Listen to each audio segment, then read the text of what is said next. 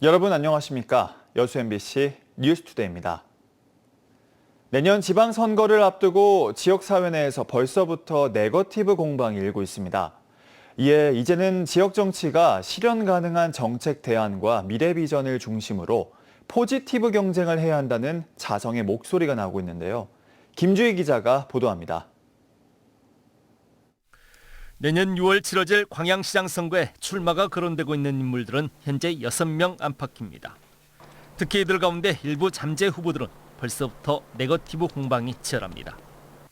광양의 한 공기업 대표 자리에서 물러난 뒤 내년 지방선거 출마를 준비하고 있는 한 잠재 후보는 재임 기간 체결한 수의계약과 관련한 의혹이 제기되면서 진실 공방을 벌여야 했습니다.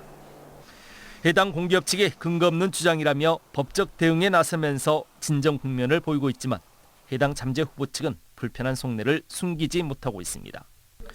이 밖에도 진월 면사무소 기공식 등 광양시가 주도하고 있는 크고 작은 행사장에서도 잠재 후보들 간 신경전은 날선 네거티브 공방으로 연결되고 있습니다. 내년 선거를 앞두고 잠재 후보들 간 이 같은 네거티브 공방은 광양시를 넘어 전남 동부권 내 다른 선거구에서도 유사한 형태로 어김없이 표면화하고 있습니다. 내년 지방선거가 아직 9개월여나 남은 상황, 잠재 후보들 간 네거티브 조기 과열 양상에 지역사회는 극심한 피로감을 호소하고 있습니다. 지역 정치권 내에서는 자성의 목소리도 높아지고 있습니다. 이제는 상대를 흠집내는 네거티브가 아니라 실현 가능한 정책 대안과 미래 비전을 중심으로 한 포지티브 경쟁이 필요하다는 겁니다. 타 후보를 비방하는 것으로 표를 가져가서는 저는 안 된다. 실제 시민들은 그런 거에 대해서 굉장히 염증을 느끼고 있습니다. 그래서 그것은 득표활동에 전혀 도움이 되지 않기 때문에 네거티브는 자제하고 정책으로 좀 서로 경쟁했으면 좋겠습니다. 이와 함께 지역 정치의 중심인 정당들이 나서 네거티브를 사전에 차단할 수 있는 방안을 시급히 마련해야 한다는 요구도 설득력을 얻고 있습니다. 정치권에서 이런 네거티브가 일어나지 않도록 철저한 지도와 관리가 필요하다고 보여집니다. 또한 그런 사전의 정치 시스템을 좀 잘 구축해서 시민들이 올바르게 선정할 수 있도록 그렇게 지역위원회에서 공정하게 룰을 정해서 진행했으면 좋겠습니다. 내년 지방선거를 앞두고 지역 내 우호적 여론을 선점하기 위한 잠재 후보들을 앞세운 일부 열성 지지자들의 구태정치. 비전과 정책으로 평가받는 건강한 선거 문화는 아직 지역에서 공허한 메아리로 들릴 수밖에 없는 이유입니다. MBC 뉴스 김주입니다. 지난달 광주와 전남 지역 무역 수지가 13억 달러의 흑자를 기록했습니다. 광주 본부 세관이 발표한 수출입 동향 자료에 따르면 지난달 광주 전남 지역 수출은 지난해 같은 기간에 비해 2.4% 감소한 50억 9천만 달러, 수입은 6.1% 감소한 37억 9천만 달러를 기록해 무역 수지는 13억 달러 흑자로 나타났습니다. 무역 수지가 흑자를 기록한 요인은 반도체가 82.7%, 기계류와 정밀기기 등의 수출이 58% 증가했기 때문으로 분석됩니다. 여수 해역의 적조 피해가 확산하고 있습니다. 전라남도와 여수시에 따르면 이달 초 돌산 지역 어가 4곳에서 어류 10만 6천여 마리가 폐사한 데 이어 돌산읍과 화정면 등에 있는 양식어가 8곳에서도 어류 폐사 신고가 접수됐습니다. 지금까지 파악된 폐사 규모는 28만 1천여 마리, 피해액은 6억 5,500만 원으로 추정됩니다. 수산당국은 적조생물 개체수가 감소하고 있지만 안심할 단계는 아니라며 황토, 살포 등의 방제 활동을 이어갈 계획이라고 밝혔습니다.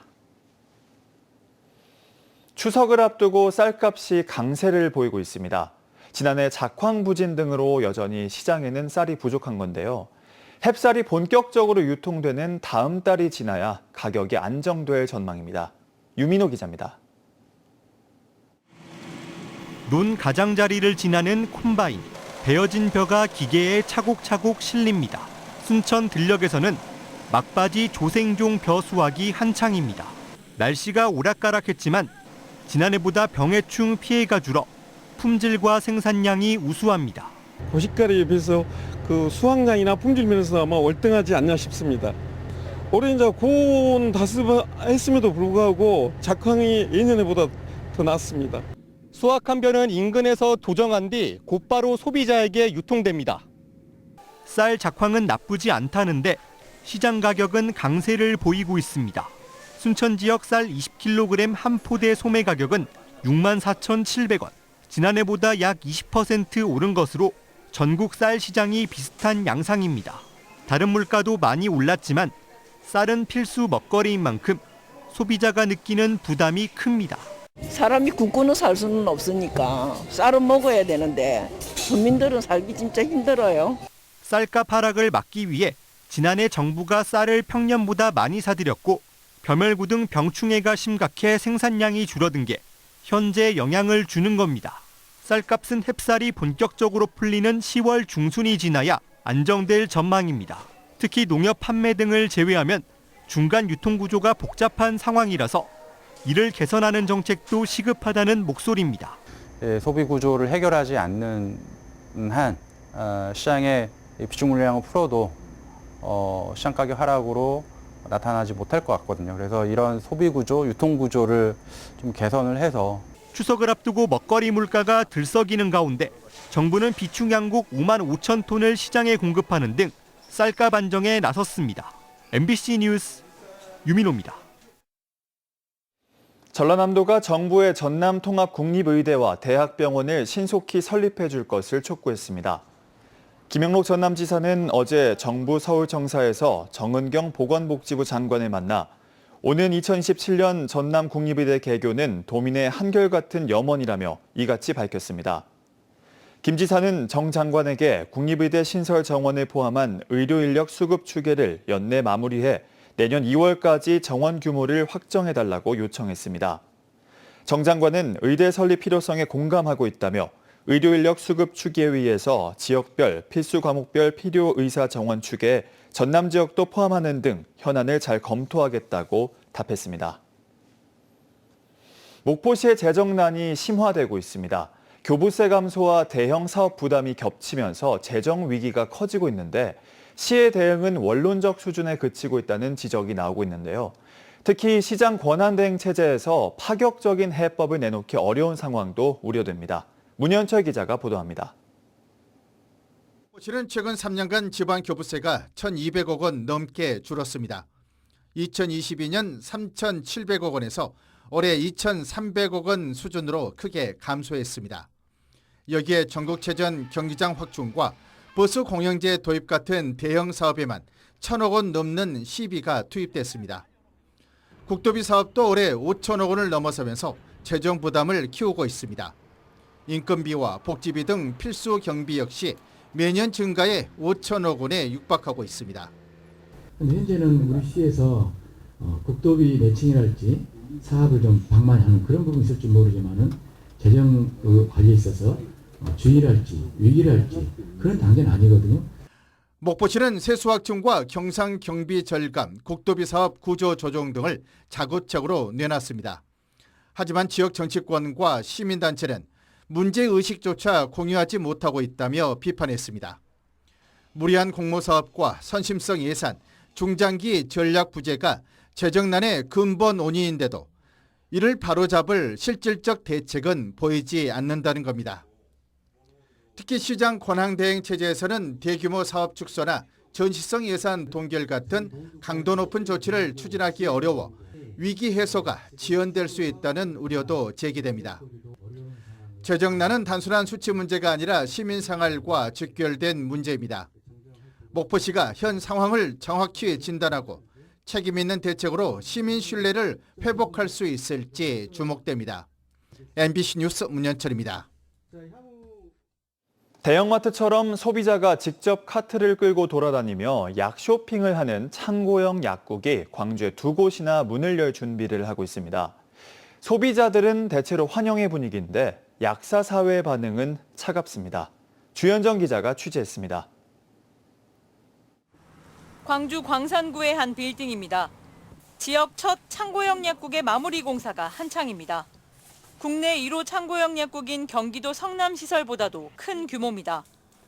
전문의약품을 제외한 일반의약품, 건강기능식품 등이 구비될 예정인데 이번 달 영업 개시를 목표로 하고 있습니다.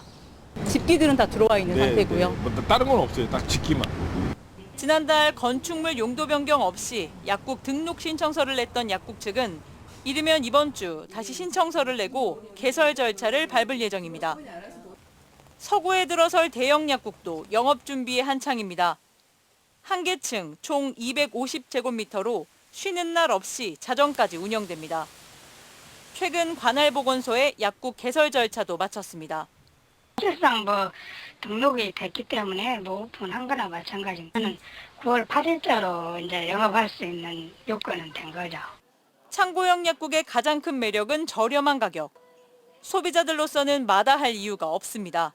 어디 마트는 좀 짜고 비싸고 그러잖아. 그게 그러댔기 약국도 큰 데서 이런 데서는 저기 오면 조금 저렴하게 살 수도 있지. 그게 기대가 되지. 허가 없이 구매할 수 있는 영양제나 일반 의약품들, 일반 약품들 그런 거를 쉽게 구매할 수 있으면 그것도 참 좋은 방법인 것 같고. 그렇다고 환영만 할 일은 아닙니다. 약물 오남용이 가장 큰 걱정입니다. 의약품은 필요한 때 적정량만 써야 하는데 전문가의 복약지도 없이 대량 구매가 허용되면 국민 보건의료 체계 자체가 무너질 수 있다고 약사들은 경고합니다. 하지만 현재로서는 딱히 창고형 약국을 제재할 방법은 없습니다. 현행법에는 자격을 갖춘 자가 시설 기준만 충족한다면 면적은 10평이든 200평이든 약국을 열 수 있습니다. 광주시 약사회가 최근 일정 규모 이상의 약국을 규제하는 조례를 제정해달라는 제안서를 광주시와 광주시 의회에 제출한 이유도 여기에 있습니다. 시민들의 건강권을 쉽게 이렇게 내줘서는 안 된다고 생각하고 저희가 주장하는 바는 단순히 싸게 팔지 말아라 이게 아니라 충분히 오남용을 방지할 수 있는 대책을 마련한 상태에서 허가를 해줘라 이거죠. 한편 최근 국회는 100평 이상 창고형 약국의 개설 심의를 강화하는 내용의 약사법 개정안을 발의했습니다. MBC 뉴스 주현정입니다. 국가유산청이 주관하는 우리고장 국가유산 활용 사업에 여수지역 5개 사업이 선정됐습니다. 해당 사업은 지역에 있는 국가유산의 가치를 새롭게 조명하고 지역 경제 활성화를 유도하는 사업입니다.